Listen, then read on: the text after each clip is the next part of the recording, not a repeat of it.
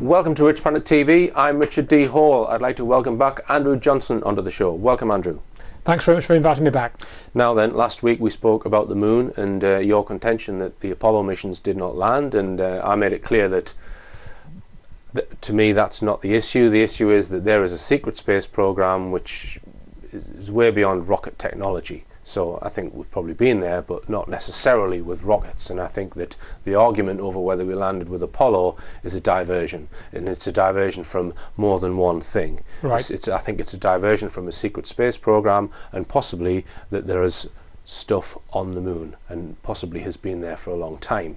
Now, you presented a lot of your evidences to why the Apollo missions, the evidence that couldn't really have got there using the technology that they allegedly used in those missions, and that we covered all of that last week. Now this week we're going to focus more on the astronauts, in particular the three astronauts who allegedly first went to the moon, Buzz Aldrin, Michael Collins, and of course Neil Armstrong, who died very recently. Can you just give us a bit of background to the astronauts and what they've said? Yeah, I mean, that's one of the things, isn't it? You know, if you actually start to listen to what the astronauts have actually said, some very strange things start to come into view. Mm-hmm. And you know what Neil Armstrong has said, for example, I actually entitled my presentation after what Neil Armstrong said, mm-hmm. because he talks about there being great ideas, you know, to be discovered if you can remove one of the truth's protective layers. Mm-hmm. And he said that in 1994 during the 25th anniversary for the moon landing, you know, in the presence of Bill Clinton and Michael Collins and Buzz Aldrin, and I think hopefully we're going to play that short clip. Yeah. And he starts off this speech as well with some remarks about a parrot. And you know, I think it's worth people listening to those, mm-hmm. because my you know, I'll say it plainly, my contention is that Neil Armstrong was, when he was talking about the parrot, was referring to Gus Grissom, because he talks about the parrot, you know, can talk but it doesn't fly very well, which is exactly what happened to Gus Grissom. You know, he talked but he didn't fly very well at all. In other words, they killed him. And also Neil Armstrong has been very guarded about certain things. And he's, you know, we've got this clip, I think we're going to show this other clip where Bart Sibrel confronts him with the Bible. We'll come on to that later, but first we'll look at this clip. This was at the White House, and I think you said to me before that Armstrong had just got divorced around about this time. Around about that time, yeah. I learned, and later he did an interview in 2005 with Ed Bradley. I think it was Ed Bradley, you know, said in the sort of background information that Armstrong had, his marriage of 38 years had broken up in 1994, which was the very year he made this speech at the anniversary. And you know, looking at his body language, you know, which is one thing I know you talk a lot about, Richard. You're much better at that than I am in reading it. I mean.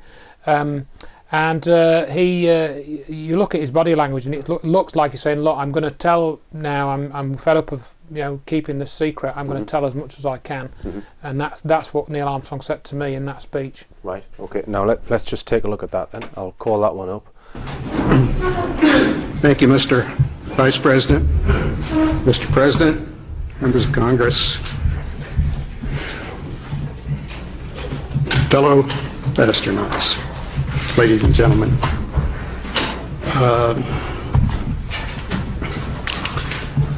Wilbur Wright once noted that the only bird that could talk was the parrot, and he didn't fly very well.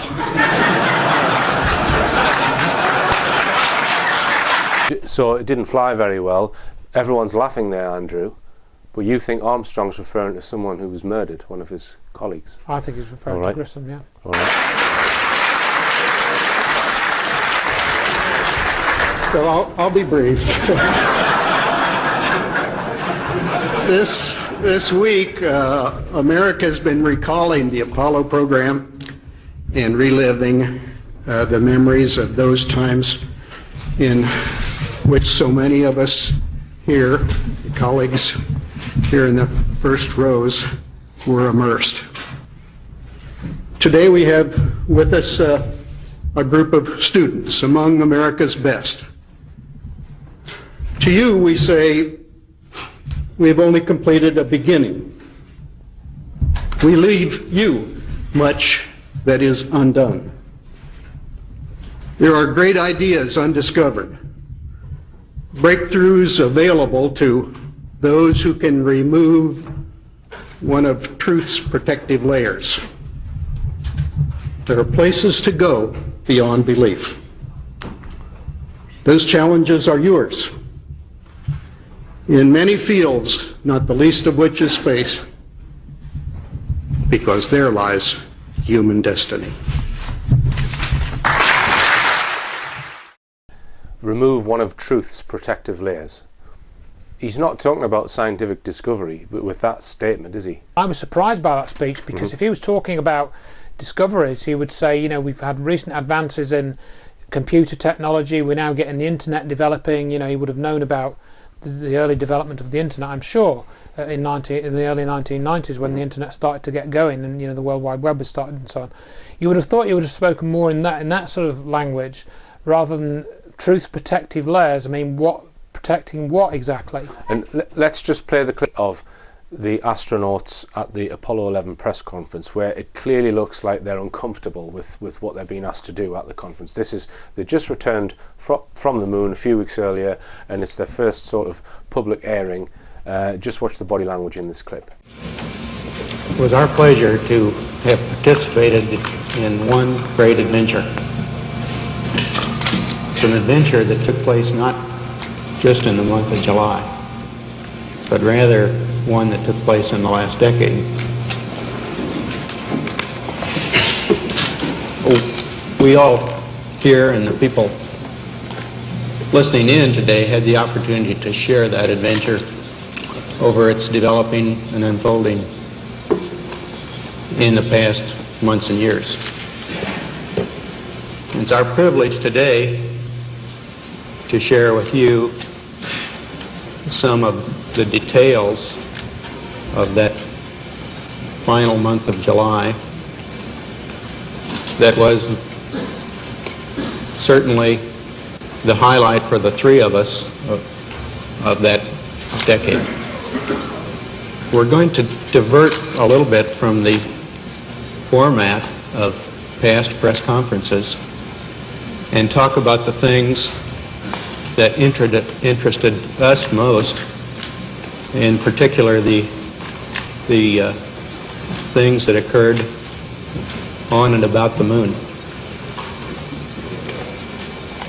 We will use a number of films and slides which most of you have already seen,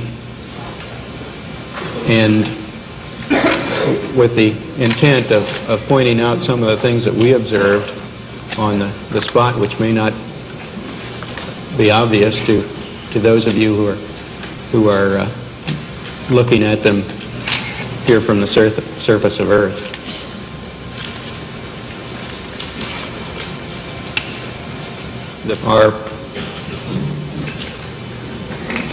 Our memory of that actually differs little from the reports that you have all heard from those previous Saturn V flights. And when you first stepped on the moon, did it strike you as you were stepping on a piece of the Earth, or sort of what your inner feelings were, whether you felt you were standing in a desert, or this was really another world, or how you felt at that point?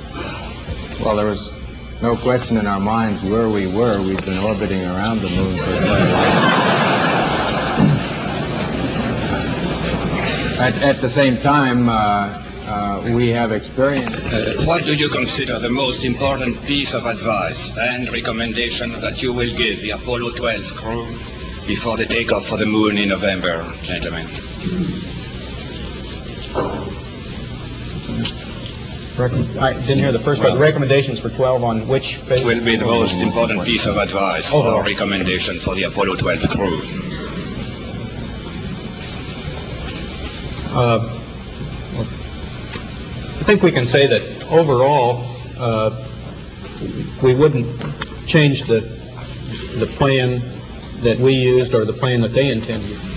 Will you recommend any changes in procedures for the moonwalking and exploration procedure? And did you find that your suits were mobile enough in view of the changes, or would you recommend further mobility features for them for operation on the moon?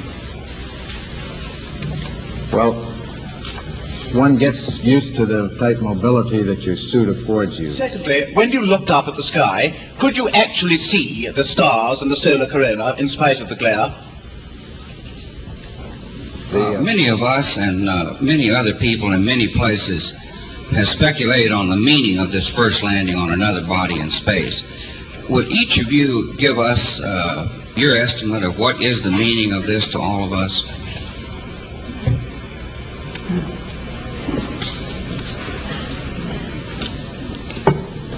You want to try that?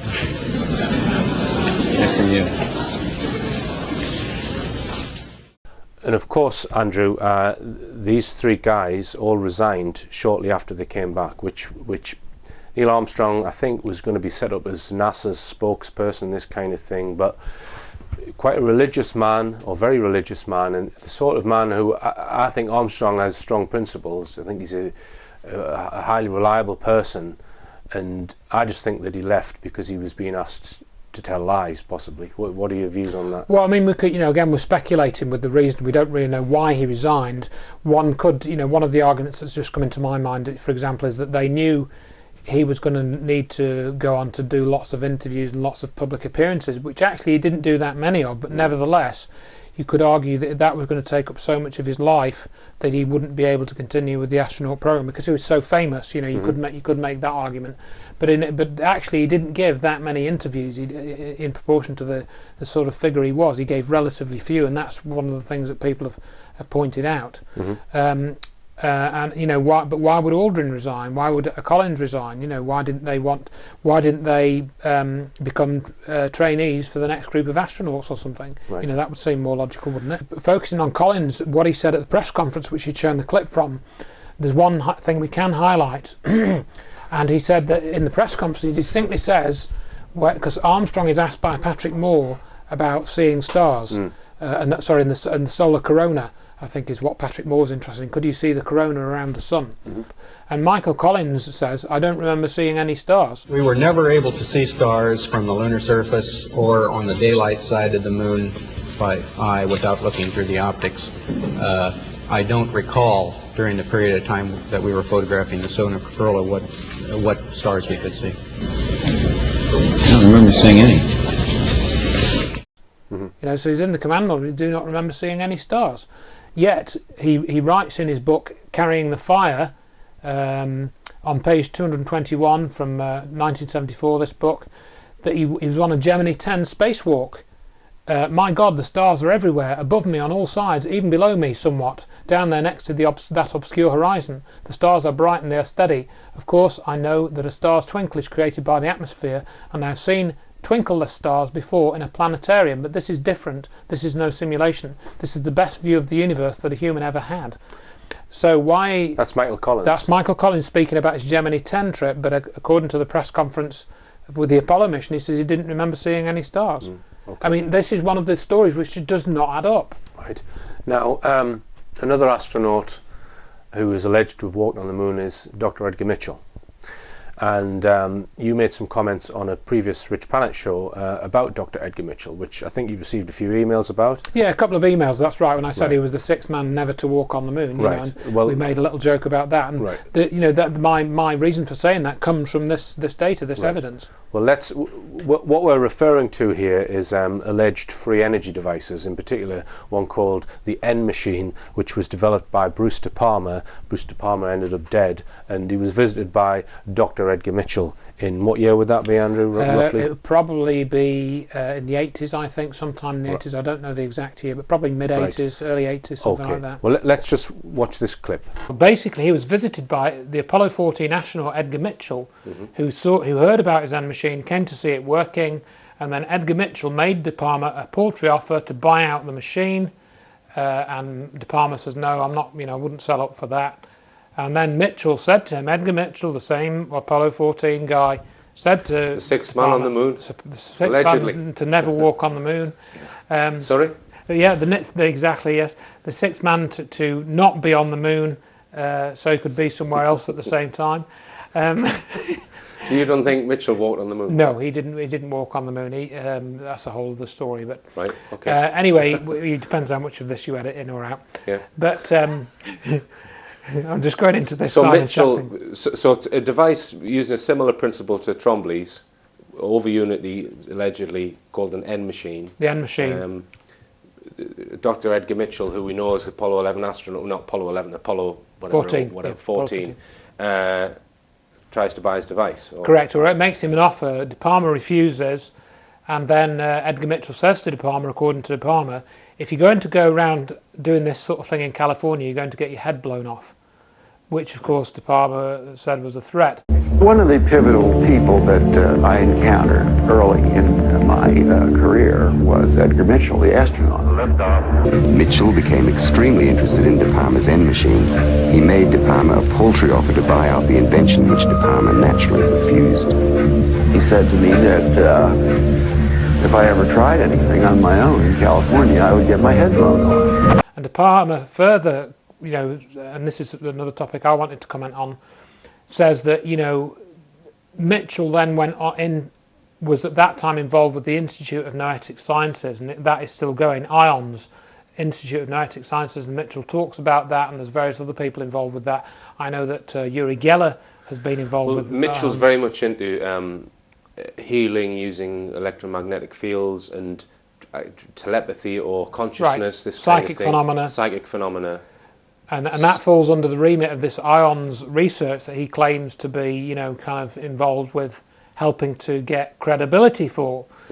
And De Palma says that that's basically a CIA front, that those sorts of organisations like IONS are a CIA front to keep an eye on what people are doing, who are coming up with these free energy devices, what sort of things they've developed, how they're planning to develop them. And that's what De Palma says in this clip. De Palma himself, he ended up dead in 1997. So you think Dr. Edgar Mitchell is an operative then? Of some kind. Quite serious claims there about Dr. Edgar Mitchell, that he's not quite what he seems. Can you expand on that? Well, I mean, one of the things which caught my attention was something which was on Richard Hoagland's site, the Enterprise mission, and that's a transcript of an interview that Mitchell did with Richard Hoagland, I think in 1996. It was actually, May the 15th, 1996. And Edgar Mitchell talked about people asking him what it felt like to walk on the moon. He said that people would ask him what it felt like to walk on the moon. And he said, I didn't think it was a germane question. And germane means relevant. So in other words, he didn't think, having a feeling of what it was like to walk on the moon, we didn't think it was relevant to talk about that. And then when he thought about that for a bit, he said, should I know what it felt like, should I know what I felt like on the moon? So I went to some good friends of mine, Dr. Jane Houston and her husband Bob Master, and said, help me find out what I felt like on the moon.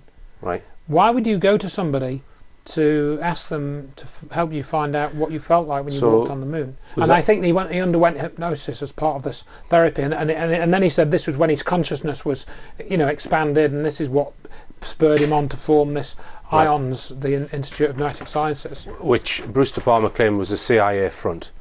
Correct. Now, do you want to talk about Bart Sibrel now? Yeah, Bart Sibrel. I mean, he's done a couple of great movies for people looking at this area, and I think the evidence in them is pretty pretty compelling, almost all of it.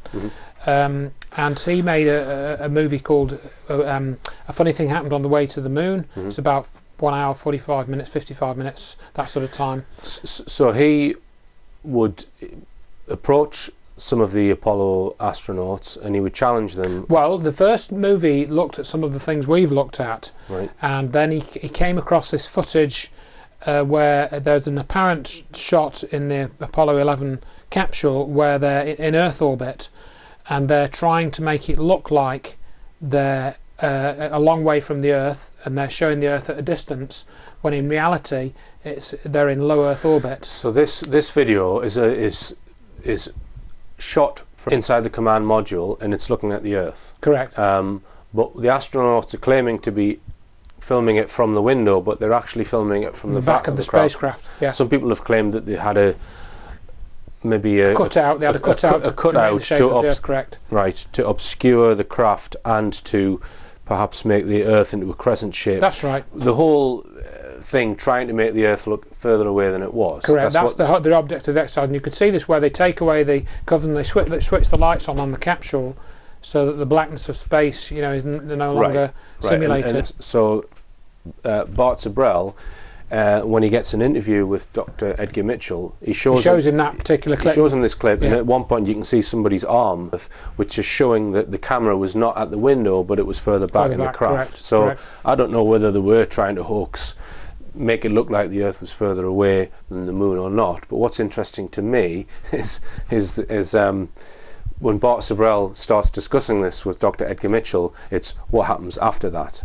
This is, what is this? Oh, this is a shot from 130,000 miles out. I guess it's from approaching. It's from approaching the Moon, looking back at the Earth. Now, I've seen this on a couple of flights. Was this something that you got? Although this is from Apollo 11, did you shoot a shot of the Earth like this? So you had a TV camera in the spacecraft. That's correct. And this is, I guess, the Earth zoomed in at a distance. Yep, seems to be. They get shot a little bit halfway to the Moon. Now it's kind of, I guess the cloud cover looks. That's what you're looking at. Now what is that right there? What is what? There's like an arm. It looks like hair on an arm getting in front of the window. Maybe somebody got their arm in front of it. I thought that was the arm of God moving across the Earth. I couldn't quite figure that out. I suspect that was the edge of the window, more than likely, that they were shooting at. What did the Earth look like from a great distance? There it is again, 130,000 miles out. About like that. So it's pretty small at the distance of the Moon? Yes, but I think the better images are the Hasselblad images that have been taken on every flight and are the most published pictures in the history of the world. What is that in the top left? If that's the Earth, is that like another spacecraft? No. That, I have no idea what that is. It's some aberration on the film of some sort. Oh, those are shadows, I think. Or reflections, probably reflections that are just reflecting. Run that back again, so we get another shot of it.